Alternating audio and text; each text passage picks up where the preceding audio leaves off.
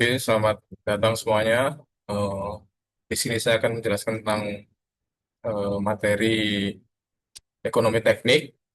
Mungkin bab ini akan menjelaskan berbagai klasifikasi biaya dalam analisis ekonomi teknik dan metode estimasi biaya. Oke, langsung masuk saja ke materi.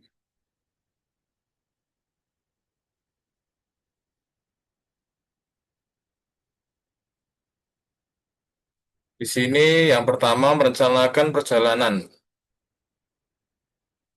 Bagaimana merencanakan acara tanpa merugi? Langsung masuk. Mari kita merencanakan perjalanan bus. Ini sebagai analogi saja. Dengan tujuan kita adalah untuk mencapai titik impas di mana semua biaya telah tertutupi. Kemudian yang kedua ada biaya tetap eh, dengan biaya variabel. Dua jenis biaya ini merupakan dua jenis yang berbeda. Langsung saja. Yang pertama ada biaya tetap atau konstan. Biaya ini tidak berubah terlepas dari tingkat aktivitas.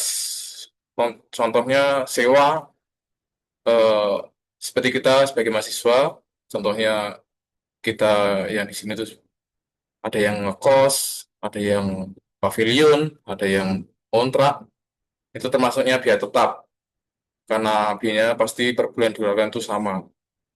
Kemudian ada biaya variabel. Biaya ini berubah tergantung pada tingkat aktivitas, contohnya makanan. Jadi kita sebagai manusia pastinya perlu makan. Kita makan juga berbeda-beda setiap harinya, setiap jamnya. Jadi semakin banyak kita membeli makanan juga semakin banyak biaya yang dikeluarkan itu. Oke, lanjut. Di sini ada sebuah tabel, ada item, biaya dan jenis. Yang pertama sewa bus, bensin dan sopir. Itu biayanya sekitar $225. Ini merupakan biaya tetap karena sewa bus, bensin dan sopir itu udah include dari awal kita memesannya atau membookingnya dari awal. Jadi kita mempunyai kesepakatan dari awal bahwa biaya yang akan dikeluarkan itu sekitar $225. Kemudian yang kedua itu ada tiket acara, itu biayanya sekitar $12.000 per orang. Itu merupakan biaya variabel karena semakin banyak orangnya, maka biayanya juga semakin tinggi, semakin berbeda juga, jadi tidak tetap. Kemudian minuman di sini sekitar $7,50 per orang, merupakan biaya variabel, jadi sama dengan tiket acara. Kemudian ini adalah total variabel senilai 20.000 per orang. Ini juga biaya variabel. Kemudian di sini kita melihat pada grafik. Di sini biaya tetap tidak berubah, tetapi total biaya meningkat seiring bertambahnya orang. Jadi di sini ada biaya tetap, eh, semakin banyak orang, maka biayanya semakin tinggi pula. Dan ada total biaya dan total biaya yang berbeda, ini skenario yang ini biaya.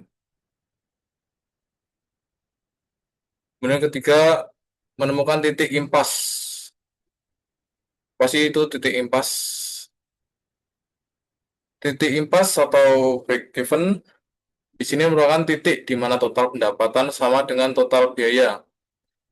Anda tidak untung, tapi juga tidak rugi, jadi impas. Kemudian untuk menemukan titik impas, kita perlu menetapkan harga jual. Mari kita tetapkan harga tiket sebesar $35. Jadi kita menetapkan dari awal seperti analogi bus tadi. Dari awal kita sudah menetapkan sebuah harga atau biaya. Jadi nanti kita saat pembayaran harganya sudah pasti di angka yang kita sepakati bersama dari awal tadi. Oke, lanjut. Di sini ada 15. Nah, ini dalam tabel ini ada orang, total biaya, pendapatan, dan status. Ini contohnya saja 10 orang, total biayanya sekitar $425. Sedangkan pendapatannya itu sekitar $350. Maka itu ada selisih persekian dolar, jadi kita merugi sekitar $75. Kemudian yang 15 orang, total biayanya sekitar $525. Dan pendapatan yang dihasilkan $525 juga. Ini artinya impas. Jadi tidak ada yang rugi, juga tidak ada yang untung. Kemudian yang 20 orang, total biayanya $625, dan pendapatan yang dihasilkan $700. Itu kita mendapatkan untung sekitar $75. Oke, lanjut. Dan yang keempat, masa lalu versus masa depan atau biaya yang hangus dan peluang atau opportunity. Kemudian masuk materi biaya yang hangus atau sunk cost, merupakan uang yang telah dihabiskan karena keputusan di masa lalu. Biaya ini tidak dapat dipulihkan. Jadi biayanya yang sudah dikeluarkan itu hangus. Kemudian di sini ada harga pembelian yang dibayarkan untuk sebuah mobil selama 2 tahun lalu.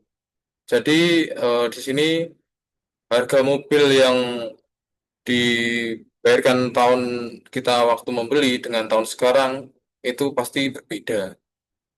Jadi tidak sama. Jadi itu ada biaya yang hangus gitu. Kemudian ada biaya peluang atau manfaat yang hilang dengan memilih satu aktivitas daripada aktivitas lain yang dilewatkan. Contohnya itu memilih untuk membeli makanan siang daripada mengisi bensin. Anda mendapatkan makanan tapi kehilangan bahan bakar. Itu juga suatu permasalahan yang sering dialami oleh mahasiswa. Eh, kita maka harus pintar-pintar membagi jika ada eh, uang yang aman ya, sekitar mungkin kita mempunyai 50 atau 100 ribu itu masih dalam eh, kategori aman ya, masih bisa dibagi dua, masih bisa buat beli makanan dan buat beli bensin. Tapi juga kalau misal uang kita tinggal 10 ribu, mau buat beli bensin juga cuma dapat seliter aja kalau di pom. Kemudian kalau beli makanan juga cuma buat beli makanan aja, jadi nggak bisa dibagi. Walaupun bisa pun pasti juga kita tidak mendapatkan yang apa yang kita mau. Soalnya bensin pasti juga cuma bersekian liter gitu. Kemudian yang kelima berpikir seperti insinyur untuk memperluas perangkat Anda. Di sini ada konsep biaya lainnya. Yang pertama biaya inkremental atau selisih biaya antara dua alternatif. Yang kedua biaya berulang, yaitu pengeluaran yang diantisipasi secara berkala. Yang ketiga biaya siklus hidup atau biaya dari awal hingga akhir. Kemudian yang keenam, seni memperkirakan dari tebakan ke jaminan. Di sini ada tingkat estimasi. Yang pertama adalah estimasi kasar. Ini akurasinya rendah ya, mungkin sekitar minus 30% hingga plus 60%. Kemudian ada yang kedua ini adalah semi rinci. Akurasinya itu sedang sekitar minus 15% hingga plus 20%. Kemudian yang ketiga itu rinci. Ini yang paling tinggi, akurasinya tinggi sekitar minus 3% hingga plus 5%.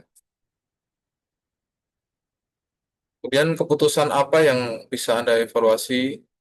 ulang dengan alat ini.